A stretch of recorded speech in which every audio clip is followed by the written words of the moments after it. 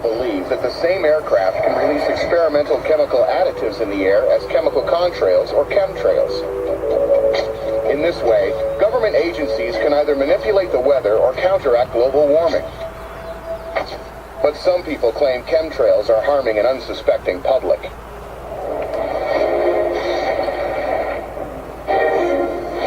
Eyewitnesses and researchers who believe in chemtrails say that jet contrails don't vanish within minutes as they once did. They now linger and spread, sometimes for hours, forming strange, suspicious patterns. Rosalind Peterson is one of those believers. It's not normal for us. It's a grand experiment. Peterson lives in Northern California near San Francisco. At one time, she worked for the State Department of Agriculture. Part of her job involved being aware of environmental issues. I first started noticing unusual contrails in 2002 when it was brought to my attention by a friend of mine. He took me outside of his office and we began to look at these persistent jet contrails. Peterson thought she saw a connection between aircraft activity and reports of chemically contaminated water in communities throughout California. There were unusual high spikes in chemicals and heavy metals. Damn right. Barium, aluminum, manganese, magnesium, zinc. And I suspect that we're getting the pollution from something in the atmosphere that's being released. Peterson became so alarmed about the chemical contrails that she formed an organization called California Skywatch, a group dedicated to clean air. I started documenting what I was seeing. I took pictures on my breaks. I took pictures at lunch hour. I started to really get angry because our once deep blue skies were no longer deep blue. They would turn into a white haze, and they would turn into these man-made clouds blocking the sunlight. Peterson discovered that she wasn't alone in her concerns. Hundreds of websites revealed that persistent airplane contrails had become a worldwide problem. I started then to research internet sites and government agencies, the EPA, NOAA, NASA, the United States Air Force. I learned that there was a lot of atmospheric heating and testing programs going on. I learned that there was lots of equipment that would leave these type of persistent plumes and spray chemicals. Will Thomas is an investigative journalist who believes that some contrails are part of secret atmospheric experiments. He's been writing about them for over 10 years. This is a deliberate project to slow down global warming. These trails were appearing over rural areas, away from navigational beacons and normal air routes. They would appear for weeks at a time and then disappear entirely, only to reappear months later, unlike normal scheduled air traffic. Thomas believes chemical contrails are an indication that someone is using jet emissions to engineer the weather and slow climate change. The problem with chemtrails is that when we attempt to geoengineer and interfere with complex, interrelated atmospheric processes, we are in for unintended consequences on a major scale. Geoengineering is the artificial manipulation of Earth's environment on a large scale.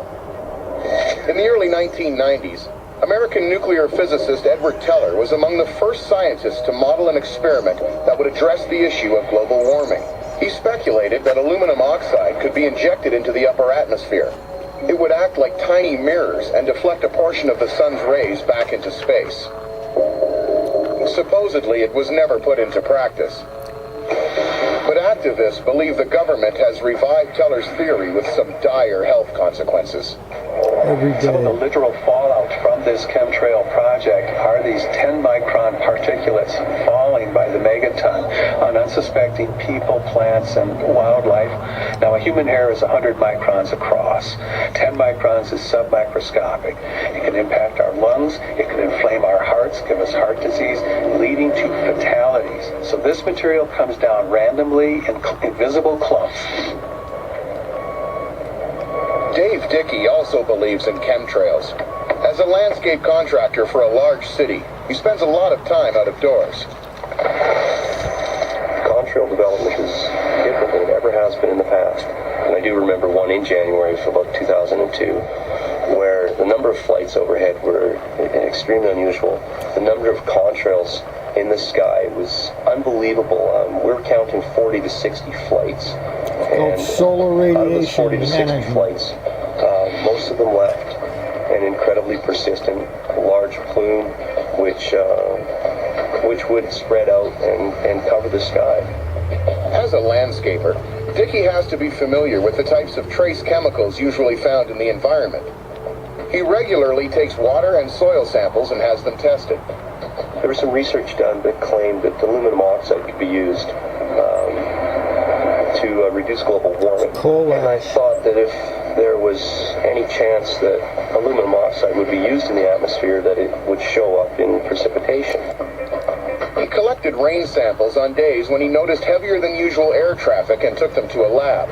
And I expected to see baseline measurements where aluminum would show up in precipitation at about 0.0093 milligrams per liter. Very small amount of aluminum naturally present in precipitation. It was 20 times higher approximately than what was expected to find. Dave Dickey believes that what he captured was the fallout from chemically laden contrails. I was really hoping that we find natural water samples. And when I did find aluminum and barium, it's just another one of the indicating factors that something was unusual. Theoretically, scientists can cool the Earth using chemical compounds placed in the upper atmosphere. But could other substances be put there for more ominous purposes? Damn right. Military victory or defeat can depend on the weather. A commander who can control the weather has a weapon as powerful as any Air Force. During the Vietnam War, the U.S. military began seeding clouds along the Ho Chi Minh Trail to create floods and wash out North Vietnamese supply routes. It was known as Operation Popeye, and crews flew over 2,000 spray missions. I was told initially by a friend, he said his brother was in the military service. He said when there is these heavy spray days when there's lots of persistent contrails to keep his family inside, when they were outside exposed, to have them go in and take showers. And he couldn't talk about it. He couldn't explain more than that.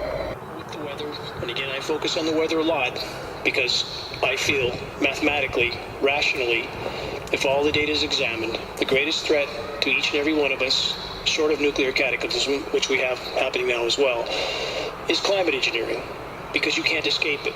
You can't walk out your door and take a breath without inhaling what the climate engineers are spraying. So yes, we face a lot of threats, but nothing can match that threat that's systematically decimating the entire web of life. How long can you hold your breath?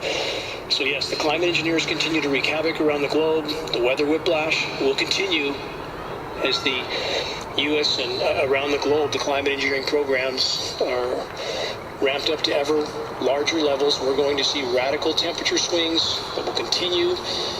These radically warm temperatures to a very short, brief, intense cool-off as they chemically ice nucleate material going further into winter. I'll talk about that more later as well. And we see the really immense amount of anthropogenic damage to the planet. A lot of people I know...